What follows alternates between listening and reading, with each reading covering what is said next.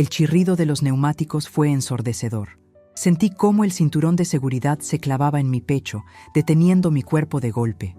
El coche se detuvo tan bruscamente que mi bolso voló del asiento y golpeó la guantera. Mi corazón latía desbocado, un tambor en medio del silencio del motor apagado. Estábamos en el mirador de la sierra, un lugar desolado a esa hora de la mañana. ¿Qué pasa? ¿Por qué frena así, muchacho?, pregunté, tratando de recuperar el aliento. Era el tercer día que este hombre, Miguel, me servía de chofer. Un hombre callado, de mirada triste. Él no me miró. Sus manos, ásperas de tanto trabajar, temblaban sobre el volante.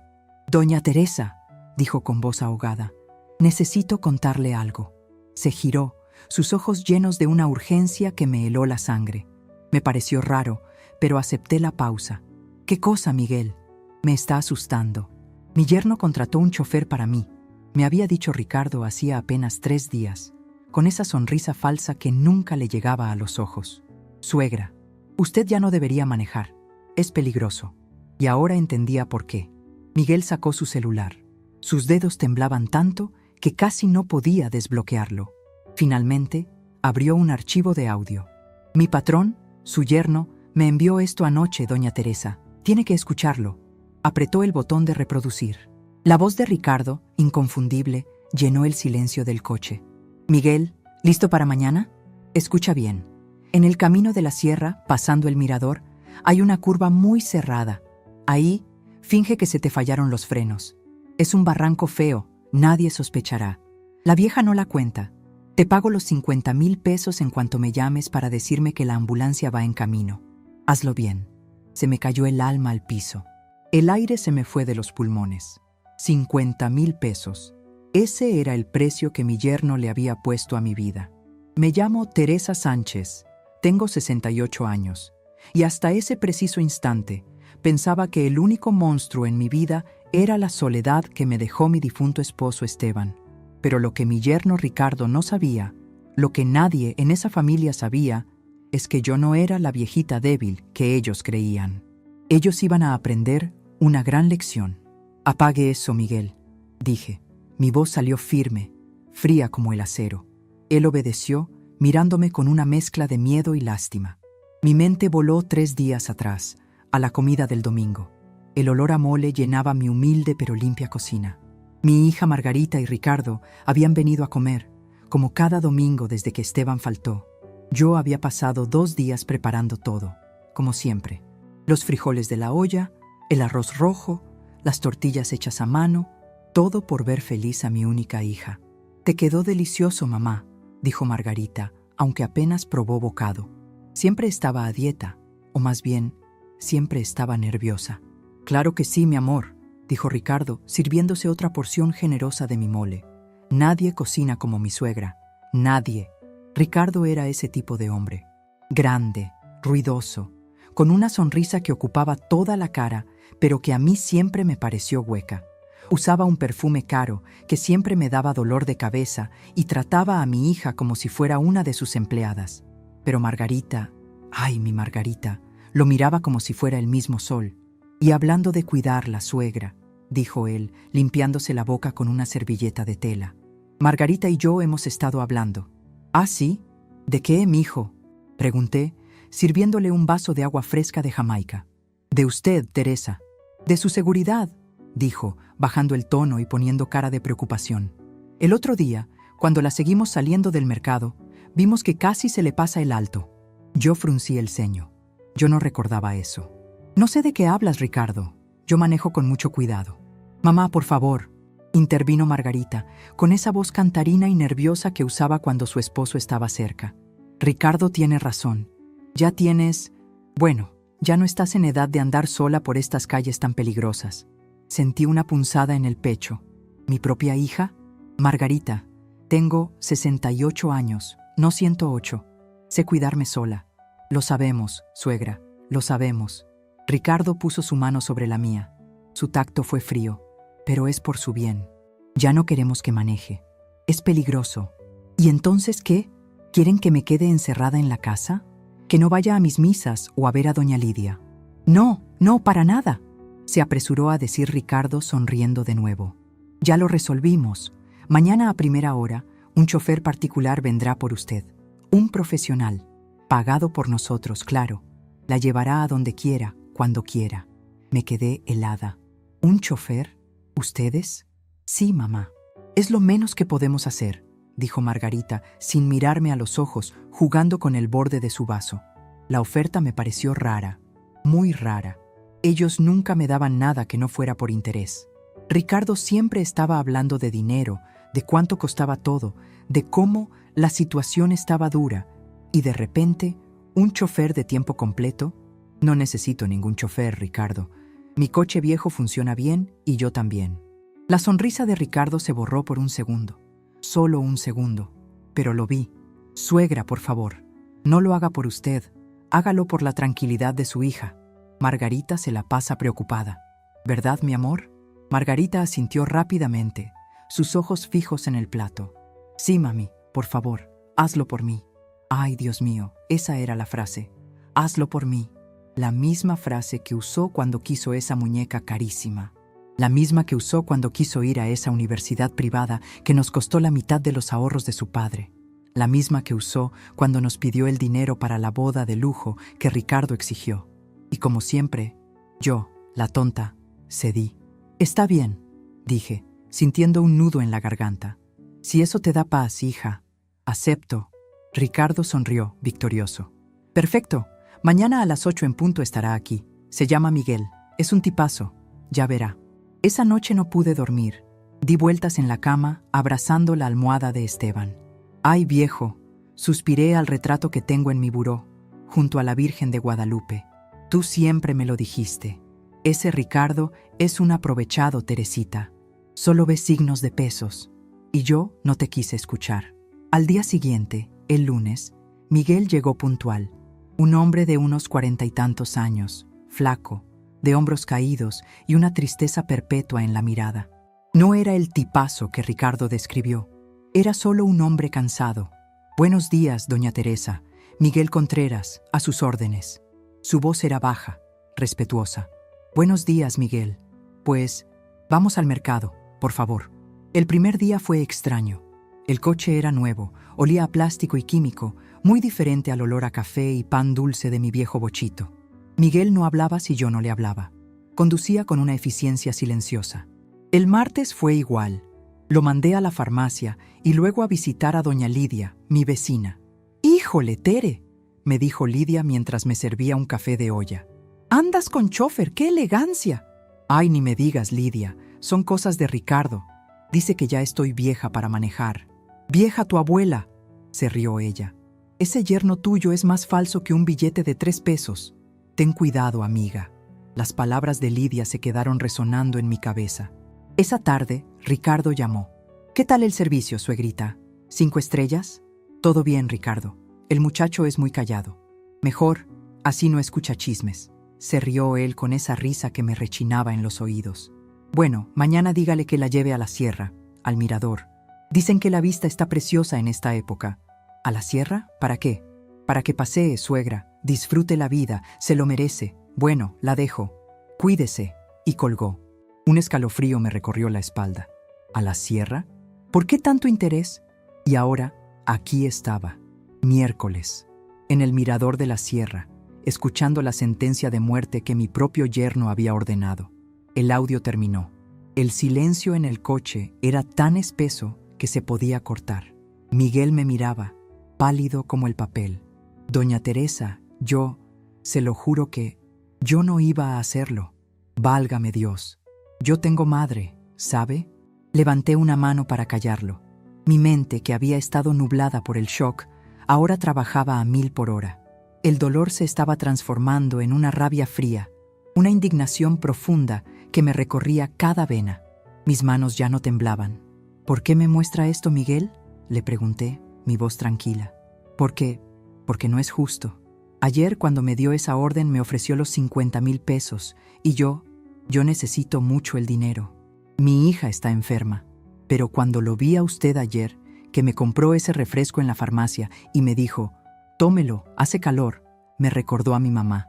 Ella murió hace un año en un hospital público porque no tuvimos dinero para los medicamentos. Y yo no puedo. No puedo hacerle esto a nadie. Asentí lentamente. El mundo que conocía se había roto, pero yo seguía de pie. ¿Cuánto tiempo lleva trabajando para mi yerno? No trabajo para él, señora. Soy chofer de una aplicación. Él me contrató por fuera estos 3 días. Me dijo que era un servicio especial para su suegra querida. Su suegra querida, repetí, saboreando el veneno en esas palabras. ¿Y qué pensaba hacer? Después de mostrarme esto, pensaba llevarla a la estación de policía, señora, o a la fiscalía, lo que usted me diga. Este audio es prueba. Lo miré fijamente. Un buen hombre, atrapado en una mala situación. ¿Y qué pasará con su hija si usted va a la policía? Ricardo es un hombre con contactos. Se asegurará de que usted pierda su trabajo y quizás algo más. Miguel bajó la mirada. No me importa. Lo que está bien, está bien. Sentí una oleada de respeto por ese hombre. Usted no va a perder su trabajo, Miguel, y su hija va a tener esos medicamentos. Los ojos de Miguel se abrieron con sorpresa. Señora, no entiendo. Mi yerno quería que yo tuviera un accidente, ¿verdad? Dije, mirando por la ventana hacia el barranco. Se veía profundo. Quería fingir que los frenos fallaron. Sí, señora. Pues qué lástima, dije, girándome para verlo. Qué lástima que el coche que él contrató para matarme sea, de hecho, de mi propiedad. La confusión de Miguel era total. ¿Cómo dice? Este coche, Miguel, y otros 20 como este, pertenecen a Transportes Seguros del Sur, una pequeña empresa que mi difunto esposo Esteban y yo fundamos hace 30 años. Yo soy la dueña. Miguel se quedó con la boca abierta. Pero su yerno, él contrató por la aplicación. Sí, él no sabe que yo soy la dueña. Nadie lo sabe. Para todos, soy solo Teresa, la viejita que hace mole. Él solo vio un servicio de coches ejecutivos y contrató al más barato, el pobrecito. Nunca se molestó en leer los papeles de la empresa de su suegrita inútil. El chofer me miró como si me hubiera crecido una segunda cabeza. Entonces, ¿usted sabía? Sabía que mi yerno era un interesado. No sabía que era un asesino, pero ahora lo sé. Y ahora vamos a hacer las cosas a mi manera. ¿Qué vamos a hacer, doña Teresa? Saqué mi propio celular del bolso. Un teléfono sencillo, pero que servía para lo que necesitaba. Usted me dijo que Ricardo le pidió que le llamara cuando la ambulancia viniera por mí. ¿No es así? Sí, señora. Perfecto. Pues llámelo ahora. ¿Qué? ¿Ahora? ¿Qué le digo? Dígale que el trabajo está hecho. Dígale que los frenos fallaron en la curva, tal como él dijo. Dígale que el coche cayó al barranco y que yo no la libré. Miguel palideció. Doña Teresa, Virgen Santa, yo no puedo decir eso. Sí puede, Miguel, y lo va a hacer. Lloré un poco si es necesario. Suene asustado. Dígale que usted saltó a tiempo, pero que yo me fui con el coche. Y dígale que necesita sus 50,000 pesos hoy mismo, en efectivo, o usted hablará. Miguel me miraba con terror. Pero, señora, ¿por qué? Sonreí. Una sonrisa que no sentía en años. La sonrisa de mi esposo Esteban cuando cerraba un buen trato. Porque el plan de Ricardo tiene un problema, Miguel. Él cree que yo estoy muerta. Pero el chofer me llevó directo a mi oficina, donde tengo todos los papeles. Vamos a darle un susto que no olvidará en su vida. Ya no había vuelta atrás. El plan estaba en marcha. Mis manos estaban quietas, perfectamente firmes sobre mi regazo. Miguel, en cambio, temblaba como una hoja. El sudor le perlaba la frente, a pesar del fresco aire de la sierra. Doña Teresa, por el amor de Dios, ¿llamarle? ¿Decirle eso? Es un pecado mortal. No, Miguel, el pecado ya lo cometió él, dije, mi voz tranquila. Usted solo va a ser el mensajero. Es esto, o vamos a la policía ahora mismo, y usted se arriesga a que Ricardo mueva sus hilos y diga que usted fue el cerebro de todo. ¿A quién cree que le van a creer? ¿Al empresario rico o al chofer endeudado? Miguel tragó saliva. Sabía que yo tenía razón. Está bien, lo haré, dijo, tomando el teléfono con manos temblorosas. ¿Qué? ¿Qué le digo exactamente? Active el altavoz, yo le diré. Él asintió, pálido. Marcó el número que decía Patrón Ricardo. El teléfono sonó 1, 2, 3 veces. Bueno, la voz de Ricardo sonó impaciente. ¿Miguel? ¿Ya lo hiciste? ¿Por qué tardas tanto? Miguel me miró con pánico. Le hice un gesto. ¿Patrón? La voz de Miguel se quebró y fue perfecto. Sonaba genuinamente aterrorizado. Patrón, hubo un problema. ¿Qué problema? ¡Habla claro, imbécil! ¿La vieja no se murió? Sí se murió, gritó Miguel. Es que, patrón, los frenos fallaron antes de la curva que me dijo. Fue antes. ¿Qué? ¿Cómo que antes? No me importa dónde. ¿Está muerta? El coche cayó, patrón. Cayó al barranco. Yo alcancé a saltar. Me lastimé el brazo. Pero el coche se fue hasta el fondo. Se incendió, patrón. No hubo nada que hacer. La señora Teresa se fue. ¡Válgame Dios! Puse los ojos en blanco ante la actuación de Miguel. Un poco exagerado, pero efectivo. Hubo un silencio largo al otro lado de la línea. No fue un silencio de duelo. Fue un silencio de cálculo. ¿Se incendió?, dijo Ricardo, su voz repentinamente más calmada. ¿Estás seguro? Sí, patrón. Se ve el humo desde acá.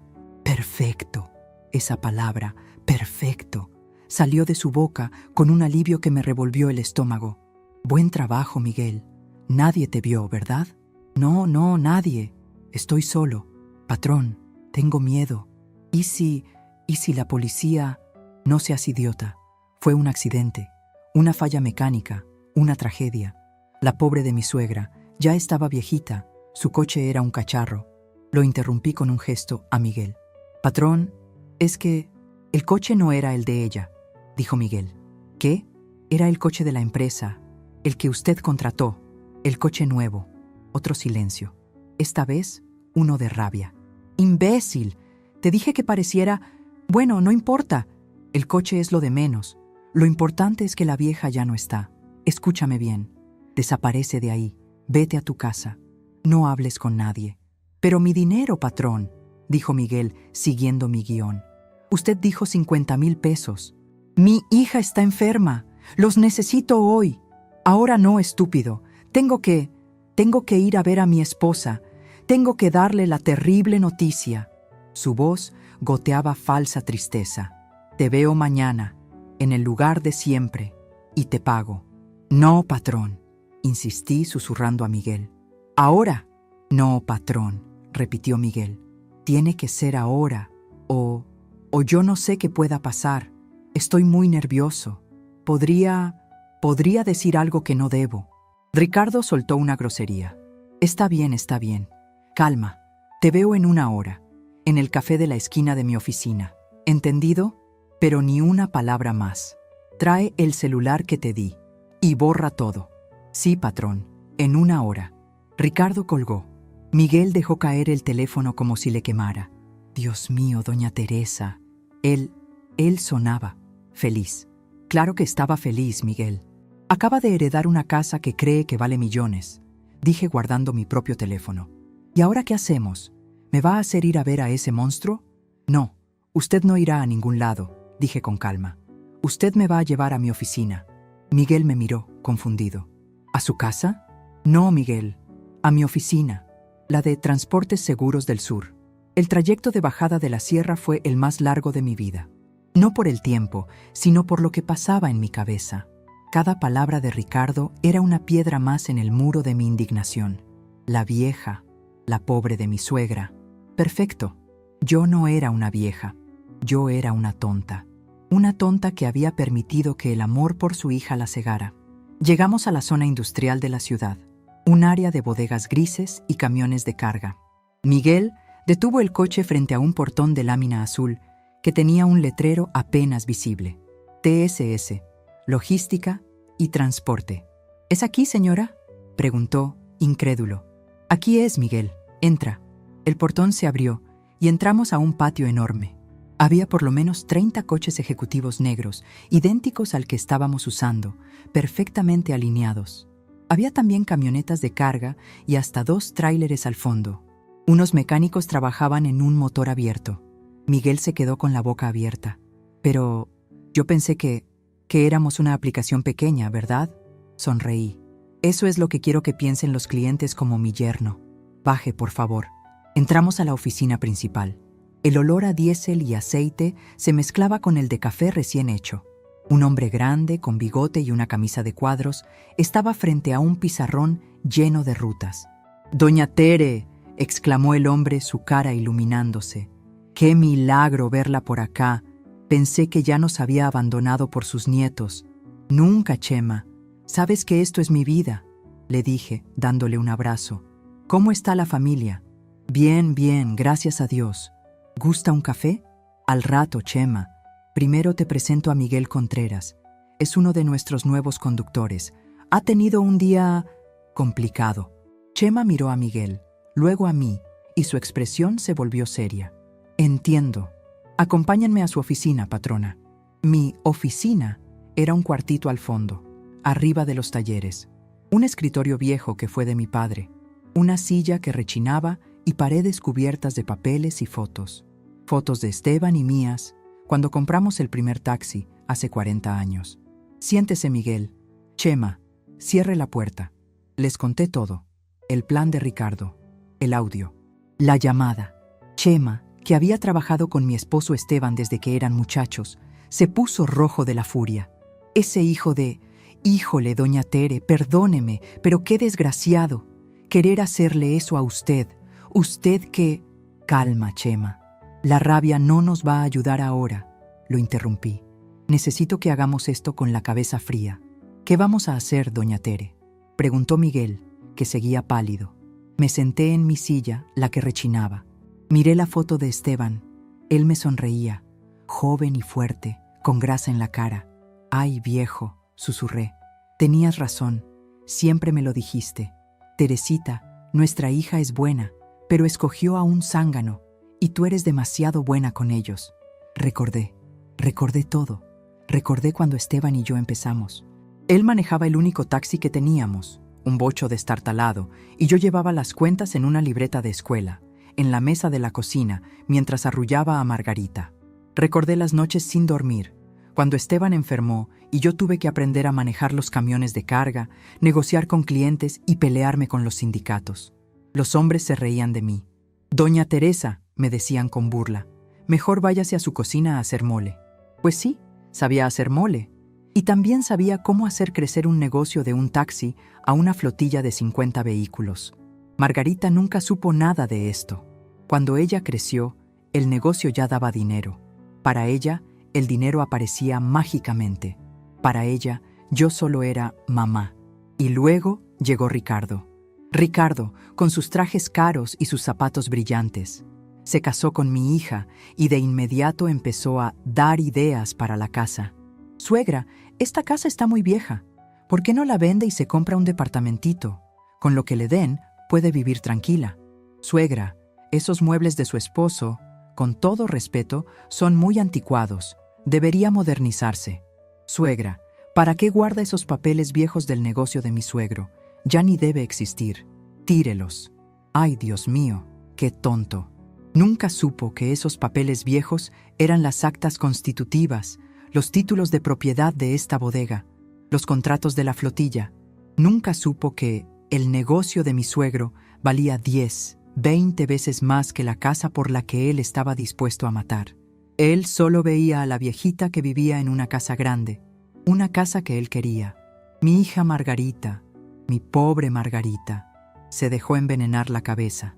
«Mamá, es que Ricardo dice que no es seguro que vivas sola. Mamá, Ricardo dice que deberías poner la casa a mi nombre por si te pasa algo». Y yo, de tonta, por no darle problemas a mi hija, me callaba. Me hacía la que no entendía de negocios. Me hacía la que solo sabía de recetas y remedios caseros. Pero se acabó. «Doña Teresa», la voz de Miguel me trajo de vuelta. «¿Qué hago con la cita? Ricardo me estará esperando en el café». Saqué mi chequera del cajón. Llené un cheque. No por 50,000, por 100,000 pesos. «Miguel, usted es un hombre bueno, y un hombre bueno no debe pagar por los pecados de otros». Le extendí el cheque. «Esto es para los medicamentos de su hija, y para que sepa que la lealtad tiene recompensa». Los ojos de Miguel se llenaron de lágrimas. «Doña Teresa, yo no puedo aceptar esto». «Claro que puede. Usted salvó mi vida. Y ahora me va a ayudar a hacer justicia. Tomé el teléfono de la oficina. Chema, necesito que llames al licenciado Morales. Dile que es urgente, que venga para acá. A la orden, patrona. Y tú, Miguel, irás a esa cita con Ricardo. Miguel se puso tenso de nuevo. ¿Yo? ¿Solo? No, no solo. Chema te va a dar uno de los coches que tiene cámaras y micrófonos por dentro. Lo estacionarás cerca del café y le vas a dar esto a Ricardo. Abrí mi bolso, el mismo que había volado en el coche. Saqué un sobre amarillo. ¿Qué es esto, señora? Es el celular que Ricardo te dio. Lo limpié bien y adentro hay una nota mía. Pero, ¿él me va a ver? No. Le vas a llamar desde la esquina. Le dirás que tienes miedo de entrar, que le dejas el celular en el buzón de la oficina de al lado, que siempre está abierto, que tu dinero lo quieres en efectivo, o la grabación que tienes, la que él te mandó, se va a ir directo a la policía. Miguel asintió, entendiendo. ¿Y qué dice la nota? Algo muy sencillo, le dije, mientras marcaba el número del licenciado Morales. Solo dice: creíste que me habías matado, pero los muertos no firman testamentos. Te veo en el funeral. Con cariño, tu suegra. Miguel abrió los ojos como platos. Doña Teresa, usted es diabólica. No, Miguel, le dije, mientras el abogado contestaba al otro lado de la línea. Soy madre y soy empresaria, y las dos cosas me han enseñado que hay que proteger lo que es tuyo. El plan estaba en marcha. Ricardo creía que yo estaba muerta. Mi hija estaba en casa, llorando por mi accidente. Y yo, Teresa Sánchez, la viejita inútil, estaba en mi centro de comando, moviendo los hilos. La siguiente semana cambiaría todo para siempre. En mi casa, el silencio era total, pero no era el silencio de la paz. Era el silencio del luto fingido. Mi hija Margarita estaba sentada en el sofá viejo de la sala, el que su padre tanto había querido. Tenía los ojos hinchados y rojos, y en sus manos apretaba una fotografía enmarcada de mí y de ella, de cuando era una niña con trenzas. Su dolor era real. Mi pobre niña, llorando por una muerte que no había ocurrido, orquestada por el hombre que le secaba las lágrimas. «Ya, mi amor, ya, por favor», le decía Ricardo, dándole palmaditas en la espalda. «Tienes que ser fuerte. A mi suegrita no le gustaría verte así». Él, en cambio, no paraba de caminar. Iba de la sala al comedor, mirando su reloj caro, con una energía impaciente que disfrazaba de preocupación. «Es que no lo entiendo, Ricardo». «¡Mi mamá! ¡Se fue así!», sollozaba Margarita. Fue en el coche que tú contrataste. Dios mío, ¿y si fue nuestra culpa? ¿Y si ese chofer...?» «No digas tonterías, Margarita», la cortó él, más brusco de lo que pretendía. «Fue un accidente, una tragedia. Esas cosas pasan, los frenos fallan. Pero, ¿no deberíamos llamar a la policía? ¿O a la funeraria? No sé qué hacer». «Ya me encargué de todo, mi vida», dijo él, suavizando la voz. «Llamé a mis contactos. Me dijeron que, por el incendio, bueno, que no hay mucho que recuperar. Lo mejor es empezar a ver lo del papeleo». Margarita lo miró, horrorizada. «¿Papeleo? Ricardo, por el amor de Dios, mi madre acaba de morir y tú estás pensando en papeles». «Estoy pensando en ti», gritó él, y luego bajó la voz. «Estoy pensando en tu futuro, en nuestro futuro. Tu madre querría que estuvieras bien. Querría que nos quedáramos con esta casa, que la cuidáramos como ella lo hizo». Estaba descaradamente confiado, creyendo que tenía todo el control. Él ya se veía como el dueño de mi casa, de mi vida, de todo lo que Esteban y yo habíamos construido con el sudor de nuestra frente. Se sentía ganador, pero su victoria estaba a punto de volverse amarga. Mientras tanto, a unos kilómetros de allí, Miguel estaba sudando frío. Estaba estacionado en un coche idéntico al que había sido accidentado, uno que Chema le había dado, equipado con cámaras y micrófonos minúsculos. Lo estacionó en la calle de enfrente del café de la esquina, un lugar con ventanas sucias y olor a grasa. Podía ver a Ricardo adentro, sentado en una mesa junto a la ventana, mirando su reloj cada 10 segundos, visiblemente irritado. El celular que le había dado sonó. Era Ricardo. Miguel respiró hondo y contestó. ¿Patrón? ¿Dónde diablos estás, imbécil? Llevo 20 minutos esperando. Patrón, yo tengo miedo, dijo Miguel, siguiendo mis instrucciones al pie de la letra. Vi una patrulla cerca. No puedo entrar ahí. Tengo miedo de que me reconozcan. Eres un cobarde. ¿Y mi dinero? ¿Hablaste? No, no, se lo juro por mi hija, dijo Miguel. Pero no voy a entrar. Mire, deje el dinero en el buzón de la oficina de al lado, la que está abandonada. El buzón está roto, siempre abierto. Deje el sobre ahí y yo le dejo lo que me pidió. ¿Qué cosa? El celular que me dio. No quiero nada que me conecte con usted. Déjeme el dinero y yo le dejo el teléfono en el mismo lugar. Y desaparezco, se lo juro. Hubo una pausa.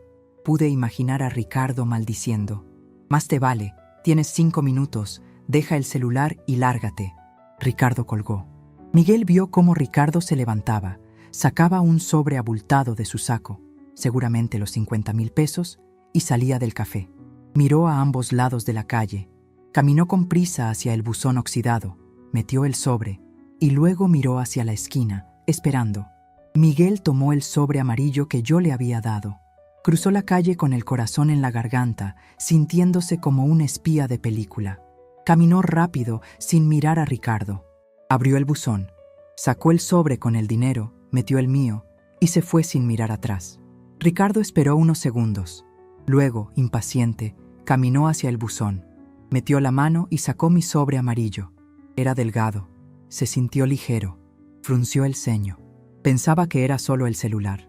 Lo abrió allí mismo, en medio de la banqueta. Sacó el celular barato, pero pegada a él había una hoja de papel doblada, papel de mi libreta de recetas. Él la abrió y leyó. Su cara, me contó luego Chema, que observaba todo desde una camioneta al otro lado de la calle, pasó del rojo de la furia al blanco pálido del terror. Creíste que me habías matado, pero los muertos no firman testamentos. Te veo en el funeral. Con cariño, tu suegra. Ricardo tropezó hacia atrás. El sobre se le cayó de las manos.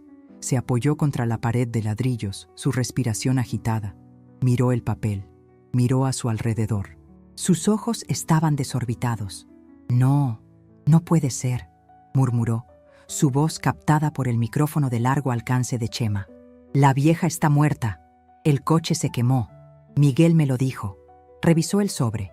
Vio la caligrafía. Mi caligrafía inconfundible, la misma que había escrito las tarjetas de cumpleaños de Margarita durante 30 años. La trampa se había cerrado. El primer anzuelo estaba puesto. De vuelta en mi oficina, en Transportes Seguros del Sur, el ambiente era muy diferente. El licenciado Morales, un hombre recto y amigo de Esteban desde la juventud, me daba la mano. Era un hombre de pocas palabras, pero sus ojos grises eran más agudos que un cuchillo. Teresa, siempre supe que eras más fuerte que el roble, dijo, con una media sonrisa. Esteban, que en paz descanse, siempre me dijo, mi Teresita parece un ángel, pero tiene el temple de un general. Y ahora necesito serlo, Armando, le dije, sirviéndole un café, negro como a él le gustaba. Le había contado todo. Miguel y Chema estaban presentes. El licenciado Morales escuchó el audio de Ricardo 2 veces, sus nudillos volviéndose blancos. Intento de homicidio en primer grado. Conspiración. Fraude, enumeró, su voz baja y furiosa. A este infeliz lo podemos encerrar por 30 años. No quiero encerrarlo, Armando, no todavía. Él me miró, sorprendido. ¿Cómo dices, Teresa? Este hombre trató de matarte. Lo sé, y pagará por ello. Pero antes, mi hija tiene que ver. Tiene que verlo con sus propios ojos. Tiene que entender quién es el monstruo con el que se casó. Si yo lo meto a la cárcel ahora, Margarita creerá que fue una trampa mía. Dirá que lo odiaba, que lo acusé falsamente. Ella lo defenderá, y yo la perderé a ella también. El licenciado Morales asintió lentamente, entendiendo mi lógica. ¿Qué tienes en mente, Teresa? Quiero organizar mi funeral. Chema casi se ahoga con su café. ¿Patrona? ¿Qué está diciendo? Un servicio conmemorativo, dije con calma. Aquí, en la bodega, donde empezó todo. Invitaremos a todos, a mis amigas, a doña Lidia, a los trabajadores y, por supuesto, a mi querida hija y a mi desconsolado yerno. Morales empezó a sonreír. Un funeral. Teresa, eres brillante. Una revelación pública. Exacto. Él recibió mi nota. Sabe que estoy viva. Estará aterrorizado, pero no podrá evitar venir. Si no viene, parecerá culpable. Si viene, caminará directo a mi trampa. Preparamos los papeles entonces, dijo Morales, su mente de abogado ya trabajando. Transferencias, el testamento. Pero, ¿cómo? Tengo un plan, Armando, y necesito tu ayuda, la de Chema y la de Miguel. Ricardo irrumpió en mi casa como un huracán. Margarita saltó del sofá, asustada. «Ricardo, ¿qué pasa? Me asustaste. ¿Dónde estabas?» «¡Tu madre!», gritó él, su cara pálida y sudorosa. Agarró a Margarita por los hombros. «¿Mi madre? Ricardo, ella te dijo algo, ¿verdad? ¿Te contó algún secreto? ¿Algún negocio estúpido? ¿Dinero? Habla, Margarita».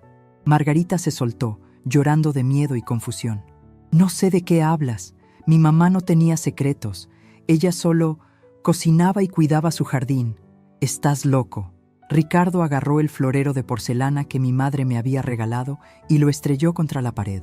Se hizo añicos. «Esa vieja, esa maldita vieja», rugió. Trató de llamar a Miguel, pero el número ya estaba desconectado. Tiró su propio teléfono contra el suelo. Estaba atrapado, desesperado. Se dio cuenta, en ese instante, de que no sabía nada. No sabía de mi empresa, no sabía de mis conexiones. Solo había visto a una anciana indefensa. Y ahora, esa anciana lo tenía por el cuello. Justo en ese momento, sonó el teléfono de la casa. Margarita contestó, temblando. «¿Doña Lidia?», escuchó por un momento. Su cara pasó de la tristeza al shock absoluto. ¿Un servicio? ¿Mañana? ¿En la bodega de transportes? ¿Qué bodega? No, doña Lidia, yo no sabía nada. ¿Chema? ¿El viejo amigo de mi papá? Sí, claro. Gracias por avisar». Colgó el teléfono. Miró a Ricardo, que se había quedado paralizado. «Ricardo, ¿qué está pasando?» «Doña Lidia dice que Chema, el capataz de mi papá, está organizando un servicio para mamá mañana, en la bodega de Transportes Seguros del Sur, el nombre de mi empresa, el nombre que él nunca se había molestado en aprender». Ricardo tragó saliva. Lo sabía. Era la trampa. Era la invitación formal a su propia ejecución. «Tenemos que ir», dijo Margarita, su voz temblando. «Tenemos que detenerlos. Están haciendo un funeral sin nosotros». Ricardo la miró. Sus ojos, antes llenos de pánico, ahora tenían un brillo frío y calculador. Estaba acorralado. La única salida era atravesar el fuego. «Sí, mi amor», dijo, tratando de sonar calmado, aunque le temblaba la voz. «Tienes razón, vamos a ir». Puso sus manos en los hombros de ella. «Vamos a ir y vamos a despedirnos de tu madre, como se debe. Al día siguiente, toda la verdad saldría a la luz». El patio de la bodega de Transportes Seguros del Sur no olía a flores. Olía a lo que siempre había olido, a llanta, a diésel y a trabajo duro. Pero esa mañana, Chema y los muchachos la habían limpiado hasta que rechinaba de limpia. Habían acomodado sillas plegables en hileras, como para una misa. Al frente, donde normalmente apilábamos las refacciones, habían puesto una mesa cubierta con un mantel blanco que tomé de mi casa. Y sobre la mesa, una fotografía grande. Era una foto de mi boda con Esteban. Los dos jóvenes, asustados, pero sonriendo. Junto a ella, una veladora y un jarrón con las flores de mi propio jardín, las bugambillas moradas que tanto me gustaban. Era el funeral más extraño del mundo. Doña Lidia llegó primero, con su rebozo negro. Me vio observando todo desde la ventana de mi oficina, en el segundo piso, y le di una señal. Ella asintió, secándose una lágrima falsa y entrando en su papel. Poco a poco fueron llegando. Los trabajadores de la empresa, unos 20 hombres rudos, con sus camisas de uniforme limpias, parados al fondo con los brazos cruzados. Sus esposas, mis amigas del mercado. Todos me querían, sí, pero también habían venido por el chisme, y eso estaba bien. Hoy, el chisme era mi aliado. Y entonces llegaron ellos. La camioneta lujosa de Ricardo, la que le compró a mi hija con el dinero que seguramente me había robado poco a poco, entró lentamente al patio. Ricardo se bajó primero. Estaba pálido, pálido como un muerto. Llevaba un traje negro que le quedaba apretado y sudaba a pesar del fresco de la mañana. Sus ojos, desorbitados, escaneaban el lugar.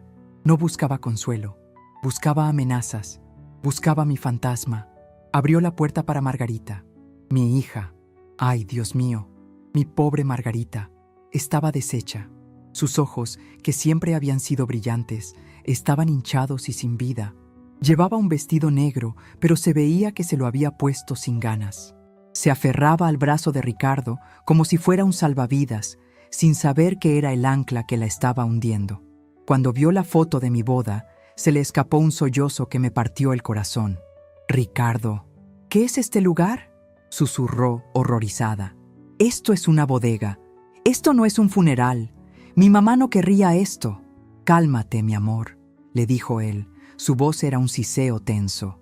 Es lo que esta gente pudo hacer. Es rústico. Es horrible». Doña Lidia se acercó a ellos. Su mirada era dura como el granito. «Margarita, mija, qué bueno que pudiste venir». Margarita la abrazó, llorando. «Ay, doña Lidia, mi mamita». «Sí, una tragedia», dijo Lidia, dándole palmaditas. «Aunque qué raro, ¿verdad? Tuvimos que enterarnos por Chema. Siendo tú la única hija, una pensaría que tú estarías organizando todo». Margarita se separó confundida. Yo no sabía nada. Ricardo se estaba encargando de... ¿De qué?», la cortó Lidia. «¿De esconder el cuerpo? Porque, mija, los de la funeraria que yo llamé me dijeron que nadie les había avisado de ningún accidente». La cara de Ricardo cambió de pálido a cenizo. «Señora, por favor», dijo él tratando de sonar respetuoso. «Estamos de luto. No es momento de...». «Claro que sí, mijito», le sonrió doña Lidia. «Es el momento perfecto». Chema subió a la tarima improvisada. Se aclaró la garganta. El murmullo de la gente cesó. «Buenos días a todos. Gracias por venir a honrar la memoria de mi patrona, mi amiga, doña Teresa Sánchez». Margarita sollozó de nuevo. Muchos de ustedes la conocían como la señora del mole, la vecina amable. Pero yo la conocí cuando manejaba un camión de carga mejor que cualquier hombre aquí presente. La conocí como la mujer que fundó este lugar con don Esteban, que en paz descanse. Margarita miraba a Chema totalmente confundida. ¿Fundó este lugar? Ricardo tiró de su brazo. «Está mintiendo. Era solo la esposa de Esteban». «Doña Teresa», continuó Chema ignorándolo, «era una mujer ordenada y nos dejó instrucciones. Antes de la tragedia, ella preparó todo. Le pido al licenciado Armando Morales que pase al frente». El licenciado Morales, con su traje gris impecable y su portafolio de cuero, subió al estrado. Ricardo se puso rígido. Sabía quién era Morales. Era el abogado más temido de la ciudad. «Gracias, Chema. Buenos días». La voz de Morales era fría, cortante.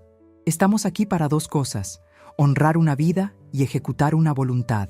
Doña Teresa Sánchez era la dueña mayoritaria, con el 90% de las acciones, de Transportes Seguros del Sur, de esta bodega y de la flotilla completa de vehículos. Un jadeo colectivo recorrió a las vecinas. Margarita me miraba con la boca abierta. «Mamá, ¿dueña? Es mentira», gritó Ricardo. «Ella nos mintió». «Ella no le mintió a nadie, señor», dijo Morales, mirándolo por encima de sus lentes. «Ella fue discreta, algo que usted, al parecer, no puede comprender. Hace 2 días, doña Teresa me llamó. Quería hacer una actualización a su testamento». El sudor corría por el cuello de Ricardo. ¿2 días? Sí. Estaba muy preocupada por su seguridad y su bienestar. Me dijo que sentía que ciertas personas se estaban aprovechando de su generosidad. Morales sacó un documento. En su testamento actualizado, firmado y notariado, doña Teresa Sánchez deja claro que la casa donde vivía... «Es de mi esposa, es de Margarita», interrumpió Ricardo, desesperado. «La casa donde vivía», continuó Morales sin inmutarse, «pasa a ser propiedad total de la empresa para ser convertida en un centro de capacitación para los hijos de los trabajadores». Margarita gritó: «¡No! ¡Mi casa! ¡La casa de mi papá!». «Y en cuanto a las acciones de la empresa», siguió Morales, como un tren de carga, «el 90% se divide de la siguiente manera: 40% para un fondo de becas y el 51% restante». Ricardo apenas respiraba. «Se transfiere a nombre del señor Miguel Contreras por su lealtad y su valor. Si una bomba hubiera caído, habría hecho menos ruido». Ricardo explotó. «¡No! ¡Imposible! ¡Fraude!». Esa vieja estaba loca. Senil. Ustedes la manipularon. Miguel Contreras es un choferucho muerto de hambre. Ella no haría eso. Esa vieja estúpida no sabía ni firmar. La bodega se quedó en un silencio sepulcral. Y entonces una voz sonó, clara y fuerte, desde el fondo. ¿A quién le llamas estúpida, pedazo de infeliz? Todas las cabezas se giraron. Ahí estaba yo. Había bajado por la escalera trasera del taller. No llevaba mi delantal manchado de mole. Me había puesto un vestido sastre color azul marino, uno que usaba para las juntas del consejo, uno que no me ponía en años. Mi cabello estaba recogido en un moño apretado. Mis manos estaban entrelazadas frente a mí. Avancé lentamente por el pasillo central, entre las sillas. Doña Lidia se persignó 3 veces. «¡Ave María Purísima! ¡Teresa, estás viva!». Los trabajadores sonreían. Chema se quitó el sombrero. Ricardo retrocedió. Tropezó con una silla y cayó de espaldas al suelo de cemento. Su cara era la imagen del terror puro. Era un hombre viendo a un fantasma. «No, balbuceaba. «Tú estabas muerta. El coche, el barranco, se incendió». Margarita, en cambio, estaba paralizada. Lágrimas de confusión corrían por su rostro. «¿Mamá? ¿Mami?». Dio un paso hacia mí. Quería correr a abrazarme. Levanté una mano. Firme. «Alto ahí, Margarita». Ella se detuvo, como si la hubiera golpeado. El dolor en su cara fue casi insoportable, pero yo tenía que mantenerme firme. «Tú y yo vamos a hablar. Muy largo. Pero después, ahora», dije, sin quitarle los ojos de encima al hombre que se arrastraba por el suelo. «Estoy arreglando un asunto de negocios». Llegué hasta Ricardo y lo miré desde arriba. Él temblaba, tratando de ponerse de pie. «Pensaste que era fácil, ¿verdad?», le dije, mi voz tranquila pero llena de hielo.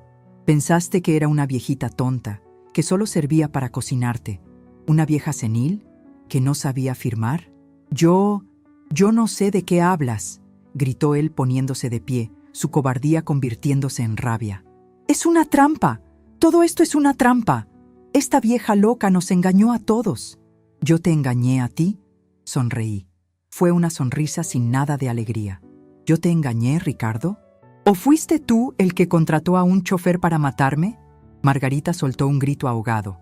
¿Qué estás diciendo, mamá? «Está loca. Margarita, vámonos de aquí. Tu madre perdió la razón». «¿Perdí la razón?», le dije. «No, Ricardo, al contrario, la acabo de recuperar. ¿Sabes? Estaba pensando en cómo explicarte esto. Y luego recordé que guardaste las pruebas. Eres tan tacaño que no quisiste gastar en una llamada limpia». Me giré hacia Chema.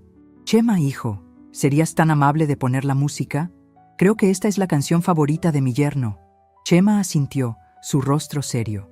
Apretó un botón en la consola de audio que habían instalado. Y entonces la voz de Ricardo llenó la bodega, amplificada. «Miguel, ¿listo para mañana? Escucha bien. En el camino de la sierra, pasando el mirador, hay una curva muy cerrada. Ahí, finge que se te fallaron los frenos». Ricardo se congeló. «Es un barranco feo, nadie sospechará. La vieja no la cuenta». Margarita se giró para ver a su esposo. Su rostro era una máscara de horror e incredulidad. «Ricardo, esa es... Te pago los 50,000 pesos en cuanto me llames para decirme que la ambulancia va en camino. Hazlo bien». El audio terminó. El silencio que siguió fue tan pesado que se podía tocar. Nadie respiraba. Margarita dio un paso hacia Ricardo. «Ricardo, dime que no es verdad», susurró, su voz rota. «Dime que es un truco». Ricardo miraba a su alrededor, buscando una salida. Pero Chema y 2 mecánicos enormes estaban bloqueando el portón. Estaba atrapado. «Ricardo, dime algo», gritó Margarita, golpeando su pecho. Y él, el cobarde, el monstruo, la empujó. Margarita cayó al suelo. «Tú tienes la culpa», le gritó Ricardo, su cara roja de furia. «Tú y tu estúpida madre». «Si me hubieras dado la casa desde el principio, nada de esto habría pasado. Yo debí deshacerme de las 2. Eso fue todo». Antes de que Chema pudiera moverse, doña Lidia, de 65 años, se levantó, caminó hacia Ricardo y le dio una bofetada tan fuerte que resonó en toda la bodega. «¡Malnacido!», le escupió. Los mecánicos lo sujetaron. Ricardo luchaba, pero era inútil. «Suéltenme, no saben con quién se meten, pagarás por esto, vieja». «No, Ricardo», le dije acercándome a él. Lo miré a los ojos. «Tú ya estás pagando». Me agaché para ayudar a mi hija, que lloraba en el suelo. «Licenciado Morales», dije mientras levantaba a Margarita, «creo que ya puede llamar a la policía. Tenemos una confesión pública, un intento de homicidio y un audio muy claro, y muchos testigos». Morales ya estaba al teléfono, asintiendo. Mientras se lo llevaban, Ricardo seguía gritando. Sus amenazas se perdieron cuando las sirenas, que ya esperaban en la esquina, se encendieron. La justicia había llegado, pero mientras sostenía a mi hija, que sollozaba contra mi pecho diciendo: «Perdóname, mamá, perdóname», yo solo sentía un vacío inmenso. Había ganado, sí. Había recuperado mi dignidad y mi empresa, pero la lección había sido aprendida, de la forma más dura posible. Mi hija estaba rota, y yo no sabía si algún día podríamos volver a pegar los pedazos. Las sirenas de la policía se fueron apagando a lo lejos, llevándose consigo los últimos ecos de los gritos de Ricardo.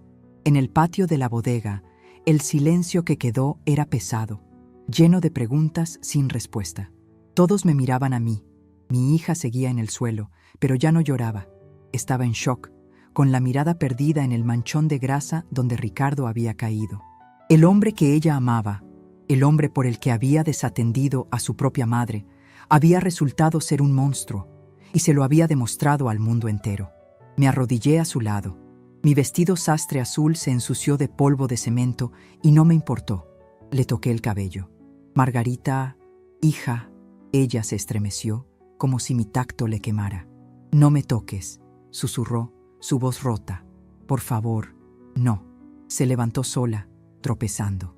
Me miró, y en sus ojos no vi alivio ni gratitud. Vi una vergüenza tan profunda, tan oscura, que me heló los huesos. ¿Tú lo sabías todo?», preguntó, su voz apenas audible. «¿Dejaste que él, y dejaste que yo, te llorara?». Doña Lidia dio un paso al frente. «Margarita, por Dios, tu madre acaba de salvar su vida. Ese infeliz te empujó». Margarita la ignoró. Sus ojos estaban fijos en mí. «¿Por qué, mamá? ¿Por qué este circo?». Me levanté, con toda la dignidad que pude reunir. El dolor por mi hija era una herida abierta, más profunda que la traición de Ricardo. Porque si te lo hubiera dicho en privado, Margarita, no me habrías creído. Habrías corrido a advertirle. Habrías dicho que yo era la mentirosa, la vieja loca que quería destruir tu matrimonio. Ella abrió la boca para protestar, pero la cerró, porque sabía que yo tenía razón. «Tenías que verlo, hija», le dije, mi voz suavizándose. «Tenías que escuchar con tus propios oídos al hombre por el que estabas dispuesta a echarme de mi casa». Margarita retrocedió, sacudiendo la cabeza. «No, no», y sin decir una palabra más, se dio la vuelta y salió corriendo del patio de la bodega. Corrió por la calle como si el diablo la persiguiera, y en cierto modo, así era. Quise correr tras ella. Pero Chema puso una mano firme en mi hombro. «Déjela, patrona. Hay heridas que solo sanan en soledad. Ella tiene que encontrar su propio camino de regreso, si es que lo encuentra». Me quedé ahí, en medio de mi victoria, sintiendo el sabor amargo de la pérdida. Había recuperado mi empresa, mi dignidad, pero no sabía si había perdido a mi hija para siempre. La vida, sin embargo, no se detiene por un corazón roto. Los siguientes meses fueron un torbellino. El juicio de Ricardo fue rápido. ¡Híjole, qué rápido!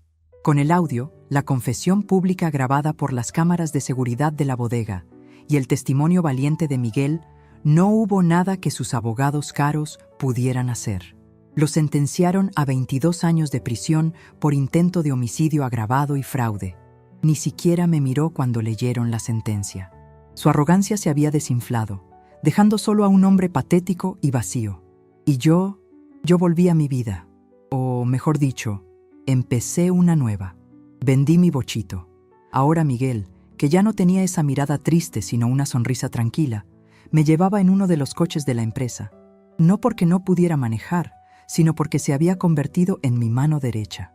«¿A dónde hoy, doña Tere?», me preguntaba cada mañana. «A la bodega, Miguel. Hay trabajo que hacer». El licenciado Morales me ayudó a poner todo en orden. El testamento que había leído en el funeral se hizo oficial. Mi antigua casa, la casa donde crié a Margarita, donde Esteban y yo soñamos nuestros sueños, la vacié. Saqué los muebles viejos de mi esposo, pero no para tirarlos. Los restauramos y los pusimos en la nueva sala de juntas de la empresa. La casa misma se convirtió en la Fundación Esteban y Teresa Sánchez, un lugar donde los hijos de mis trabajadores reciben becas, clases de regularización y talleres. La cocina, mi cocina, donde antes hacía mole para mi yerno traidor, ahora es un comedor donde se sirven comidas calientes para 30 niños todos los días. Doña Lidia, por supuesto, es la directora general de la cocina. Al fin alguien que valora mi sazón, me dijo riendo. La empresa floreció. Dejé de ser la dueña en la sombra. Mi foto estaba en la pared de la recepción. Teresa Sánchez, fundadora y presidenta. Los hombres que antes se reían de mí, ahora me saludaban con un respeto que me había ganado a pulso. Tenía paz, tenía dignidad, tenía un propósito. Pero todas las noches, cuando me sentaba en el pequeño departamento que me había construido arriba de la bodega, miraba el teléfono y esperaba. De Margarita no supe nada por 6 meses. Me enteré por doña Lidia, que todo lo sabe, que había alquilado un cuartito en el otro lado de la ciudad, que había vendido su camioneta lujosa y sus joyas para pagar las deudas que Ricardo le había dejado, que había encontrado trabajo como cajera en un supermercado. Mi corazón de madre me gritaba que fuera a buscarla, que le diera dinero, que la sacara de ese lugar. Pero la Teresa que había sobrevivido al plan de Ricardo sabía que no debía. El amor, a veces, significa dejar que tus hijos aprendan a caminar solos, aunque se caigan y se raspen las rodillas. Darle dinero habría sido un insulto. Ella necesitaba recuperar algo que el dinero no podía comprar, su propio respeto. Un martes, estaba yo revisando unas rutas de entrega con Chema cuando la recepcionista me llamó. Patrona, hay alguien aquí que quiere verla. Dice que es su hija. Se me hizo un nudo en la garganta. Dile que pase, Rosita. La puerta de mi oficina se abrió. No era la Margarita que yo conocía. No llevaba sus ropas caras ni sus joyas. Llevaba un pantalón de mezclilla sencillo, zapatos bajos y el cabello recogido en una cola de caballo. Estaba más delgada, pero sus ojos estaban claros. Por primera vez en años, la estaba viendo a ella, no a la esposa de Ricardo. Nos quedamos mirando en silencio por un largo rato. «Hola, mamá», dijo, su voz baja. «Hola, Margarita», respondí, mi voz temblando apenas. No se movió, no vino a abrazarme. Se quedó parada junto a la puerta, apretando sus manos. «Yo he estado pensando mucho», dijo. «En todo, en papá, en ti, en él». No dijo su nombre. «Creí que te lo debía todo a ti, mamá, que todo lo que yo era te lo debía. Y lo odiaba. Odiaba sentirme en deuda. Por eso Ricardo pudo hacerte creer que yo era el enemigo». Terminé por ella. Ella asintió y las lágrimas corrieron por sus mejillas. Pero no eran las lágrimas de histeria de antes. Eran lágrimas de tristeza real. Me cegué. Quería tanto tener mi propia vida, ser alguien por mí misma, que me agarré del primer hombre que me dijo que yo era valiosa, y él me usó para tratar de destruirte. Y casi lo logra, dije suavemente. «Mamá, yo no vengo a pedirte perdón. Sé que no me lo merezco. Y no vengo a pedirte dinero. Estoy pagando mis deudas. Y no vengo a pedirte la casa. Es maravilloso lo que hiciste con ella». La miré, confundida. «Entonces, ¿a qué vienes, hija?» Margarita respiró profundo. Levantó la barbilla. Y en ese gesto vi a mi Esteban. Vi la fuerza que yo creía perdida. «Vengo a pedir trabajo, señora». Me quedé helada. «¿Trabajo? Quiero aprender. Quiero saber qué es esto. Quiero entender lo que tú y papá construyeron. No sé hacer nada, mamá. Solo sé gastar dinero.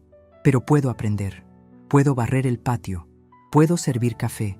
Puedo archivar papeles. Lo que sea. Quiero ganarme mi lugar. Si es que todavía hay uno para mí». Me levanté de mi silla. Caminé lentamente hacia ella. Vi a mi niña de trenzas, pero también vi a una mujer. Una mujer golpeada, sí, pero una mujer de pie. Le puse las manos en los hombros. «El patio lo barre Chema y el café lo hace Rosita, pero...» Sonreí por primera vez en mucho tiempo, una sonrisa genuina. Las cuentas de diésel son un desastre. Nadie las entiende. Empiezas mañana, a las 7, sin falta. Ella me miró, sus ojos llenos de sorpresa y gratitud. ¿De verdad? De verdad. Pero te aviso, le dije, poniendo mi cara más seria de patrona. Aquí no hay favoritismos. Me llamas Doña Teresa como todos, y si llegas tarde, te lo descuento de tu pago. Ella se rió, una risa corta, ahogada por las lágrimas, y entonces me abrazó. Me abrazó como no lo había hecho en 20 años, y yo la abracé a ella. Hoy, 3 años después, esa bodega sigue oliendo a llanta y a café. Miguel es el gerente general de la flotilla. Su hija está estudiando para ser doctora. Chema se jubiló, pero viene todos los días a supervisar y a jugar dominó con los otros viejos. Y Margarita, Margarita sigue siendo un desastre con las cuentas de diésel, pero es brillante con los clientes. Aprendió el negocio desde abajo y se ganó el respeto de cada mecánico y cada chofer. Hoy es mi gerente de operaciones. A veces, al atardecer, nos sentamos en la cocina de la fundación, en la que fue mi casa. Tomamos café de olla y vemos a los niños hacer su tarea. «Mamá», me dijo el otro día, mirando la foto de su padre en la pared. «¿Tú lo perdonaste?» Supe que no hablaba de Ricardo. Hablaba de ella misma. La miré y le tomé la mano. Sus manos ya no eran suaves. Eran manos trabajadoras, como las mías. La vida no se trata de quién te lastima, mija. Se trata de quién eres después de que te levantas. Yo no soy una víctima. Soy Teresa Sánchez. ¿Y tú? Tú no eres la esposa de un criminal. Eres Margarita Sánchez y eres la mujer más fuerte que conozco, después de mí, claro. Ella sonrió. Aprendí que el respeto no se exige, se gana. Aprendí que la verdadera fuerza no está en aguantar el maltrato, sino en tener el valor de ponerle un alto. Y aprendí que, a veces, para salvar a tu familia, primero tienes que salvarte a ti misma. Mi historia es la prueba de que la dignidad nunca se pierde. Solo espera, a veces en silencio, el momento de brillar.